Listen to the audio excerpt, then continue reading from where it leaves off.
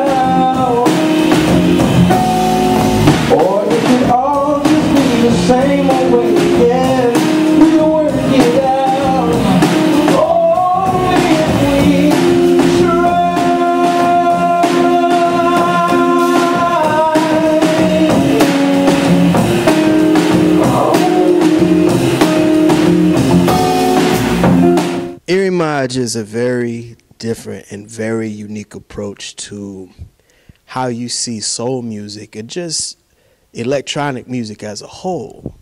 Yep, absolutely.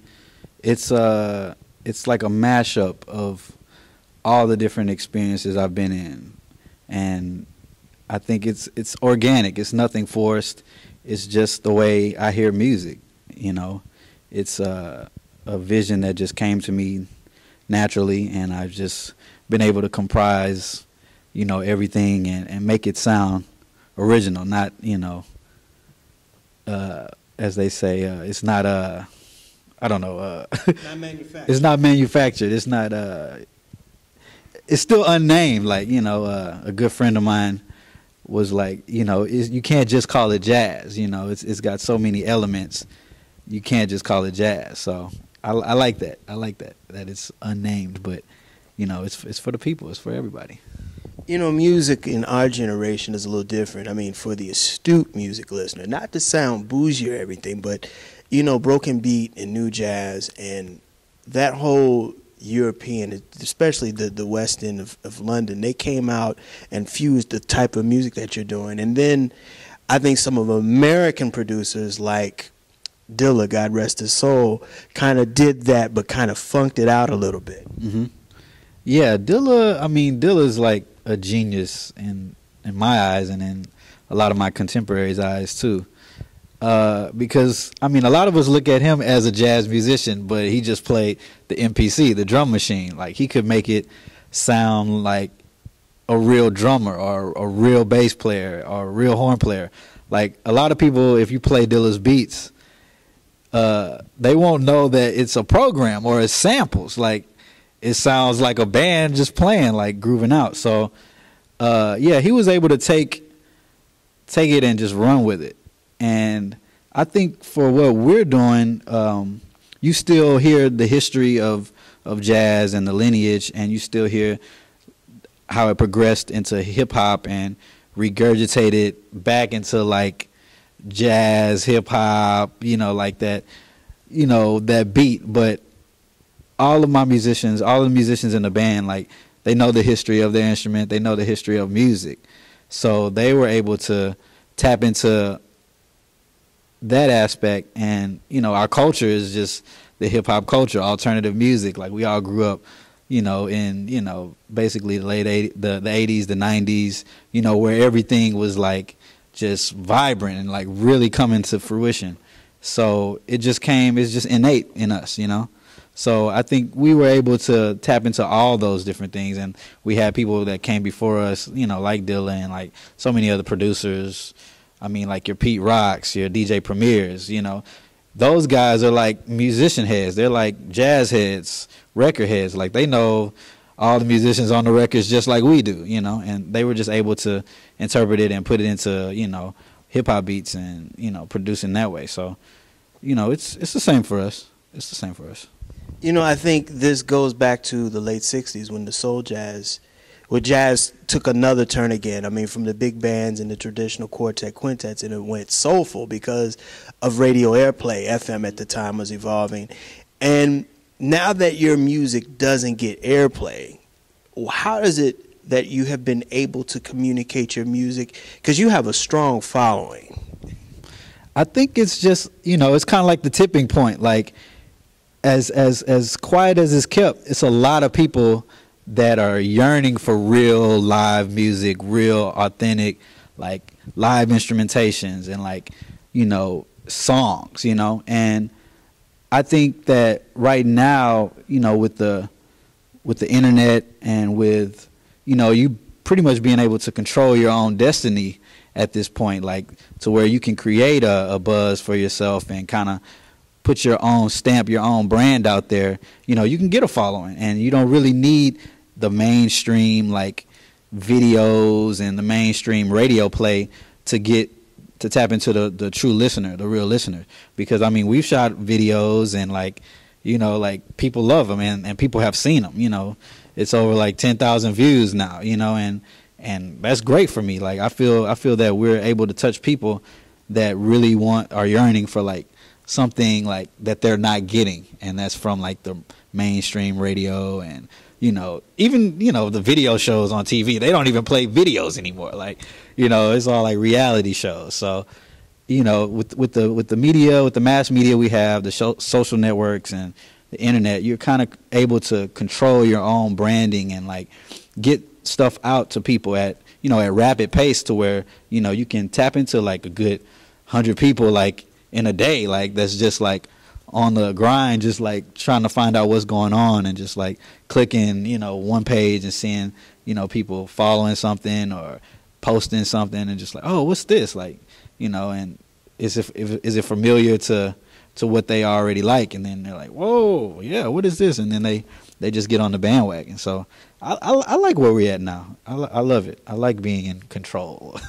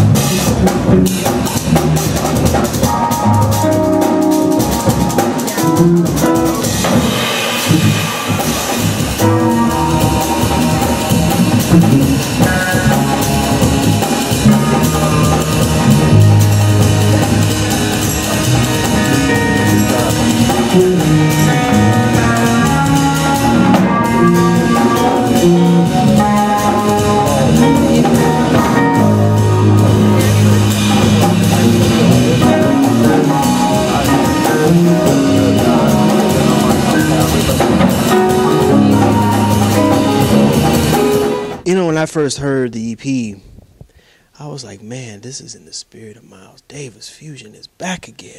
It's back in full effect. And I like the fact that you have taken, like I said earlier in the interview, you have taken the dynamics of hip-hop, you've taken the real dynamics of straight-ahead jazz, and you've taken the dynamics of black culture, because you're bringing a lot of black culture into this music. Mm-hmm. Absolutely. It's kind of like taking the time period where it was the late 60s, where Miles Davis was kind of going into a more electronic sound, using electric keyboards with kind of live instruments still, and, you know, kind of Mingus, what Mingus was doing in the late 60s. And then, you know, we're also influenced by, you know, Band of Gypsies, like Jimi Hendrix. It's some Jimi Hendrix in there, Band of Gypsies. Bands like Rotary Connection. Like, so it's kind of taking that, and if we're bringing that into where we are now, it's kind of, you know, how, you know, fusion, like that turned into fusion, like the fusion rock kind of jazz thing. And, you know, in the 80s, it kind of like flipped back where they were kind of doing the post-bop stuff. And, you know, so we're kind of like taking it to where if that didn't happen, like where it would have went to, like coming out of like late 60s, 70s, and like morphing that into, you know, the millennium, like where we are now. So, yeah, that's where we are at. That's where we're at with it.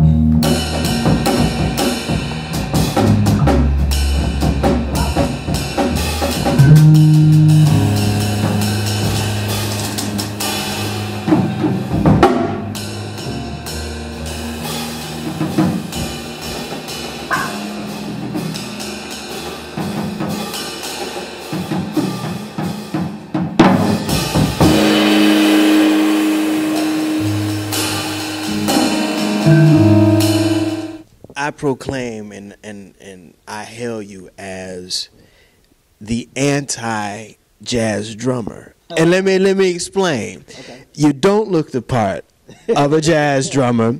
You are, though, like you said earlier, in that tradition, and you've played with just about everybody. I'm talking about from astute jazz musicians. We're talking Dr. Lonnie Smith to Robert Glasper to Corinne Bailey Rae. I mean, you don't look the part. I mean, this is just me, you know, like, it's just, you know, you can't really like try to be anything, or like this is just me. I'm just trying to be me and shine my light, you know. The drums that's just my vessel, you know. That's just the way I'm able to communicate. I'm able to touch lives, and, you know, whether it be in a jazz club, in the jazz arena, or in a massive hall rocking out with this band, you know, with the unnamed. Like, they don't know what this is. They don't know what to call ERIMAJ. What is ERIMAJ? What is this? So I'm just being me, man. Just like, this is how I come, you know. This is how I catch wreck, you know. This is how I get down. Tony Williams was like that too. Yeah, Tony Williams. Hey, Jamire Williams, they say. No, I mean, Tony Tony pretty much he changed the game. Like he was that drummer, like that drummer that came from playing with Miles Davis to like starting this whole new, you know, Lifetime. Like when he came out with Lifetime, I mean, that was pretty much the fusion drummers. Like he changed the way people play drums, you know, and like, you know, I'm just trying to take that torch and keep it burning, you know. What does jazz music mean to you? Jazz music means to me, I mean, jazz music is just a lifestyle. It means that you're able to be true to yourself and tell a story. Like a lot of, I mean, the African American culture and the music that has derived from our culture is always a look back on our struggles and our stories and where we've come from and how we are able to interpret what we've been through and to tell a story. So, I mean, jazz is just that next step to, you know, your lifestyle. I mean, for jazz musicians, you know, it's like, you know, you play a blues and, you know, you can feel when somebody has something to say, you know, and you can feel when they've come from, when they've been through something and they are where they're at now. Like you can feel someone that's, you know, had to sleep in their car just to, you know, make it to the gig, and then they come and play and lay it down. You can feel people that's traveled from, you know, all around the country to come to New York to, you know, try to make it, you know. You have that story. So like jazz is just like a self like proclamation. Like jazz is just you like being able to tell your story through music and at its truest essence, and you know, to be able to say it with no inhibitions, you know, just to give wholeheartedly, tell your struggle, tell your story, and people can either love it or hate it, you know. That'll do it again for another edition of the Pace Report, reporting live here at the 92Y Tribeca here in New York City. I'd like to personally thank Jamire Williams for his time, as well as the staff and management here at the 92Y Tribeca. As always, please visit my website, www.thepacereport.com, for my weekly column as well as my past segments. Until next time, remember, if it's in the groove, it'll make you move. Until next time, peace.